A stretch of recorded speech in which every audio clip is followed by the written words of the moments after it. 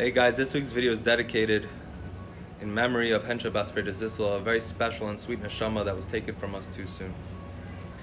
A colleague of mine posted a story that he came across, that there was a Polish rabbi who by World War II managed to escape Poland and came to London. And during the bombing of London, when they instituted total blackouts, he wanted to study. So they told him he needs blackout curtains. So he went to the local store, and the local store owner asked him, how close is the light bulb to the window and how much wattage, how bright is it? When he questioned the storekeeper said, then I can know how thick the curtains need to be. The rabbi came home and said, I learned a valuable lesson today. I learned that when things are at their darkest, so dark that they seem impenetrable, that tells you that the light is the brightest and the closest right on the other side. In this week's Torah portion, Pasha A, the Torah spends time warning us about the false prophet, the snake oil salesman, and telling you that he may seem very legitimate, he might do miracles to try and legitimize himself, but know that this is just a test from God. God is testing us to know, are we loyal, are we faithful to him? And you might ask, when humans want to know if people are loyal, they test each other. God knows where we're holding. Why does he have to test us to know where we're holding in our loyalty? The explanation is God does know. But he wants us to know where we're holding. And this really cuts to the big question. Through the generations, when bad things happen, when people struggle, when they're going through a dark period and they're going through pain and suffering, and they say, why? What does God want me to take from this? What am I meant to learn from this?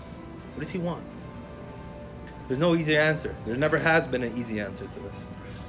But remember one thing. When God tests us, it's because he wants us to overcome that challenge and discover the light on the other side. In Kabbalah, it describes how God relates to the world in one way. There's a way that God relates to the world in the natural order of things, meaning how God relates to the sun rising, the sun setting, how God operates the world in a natural setting. But then there's an aspect of God that is totally that the world can't handle. It's way above the world. The essence of God, it's too powerful, too bright for the world to handle. But sometimes God also wants to share that with somebody. But he packages it in a dark, in these blackout cloths. It's like counterintuitive. God wants us to overcome it to discover that light, because only then can it be handled.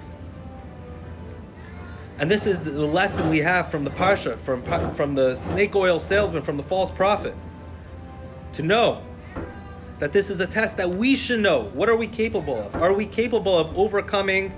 Are we capable of overcoming these challenges to discover the light on the other side when things seem their darkest? It's not easy, but always remember that the darker things are, that just means the light is closest and brightest right on the other side. We just have to peek behind the curtain. Shabbat Shalom.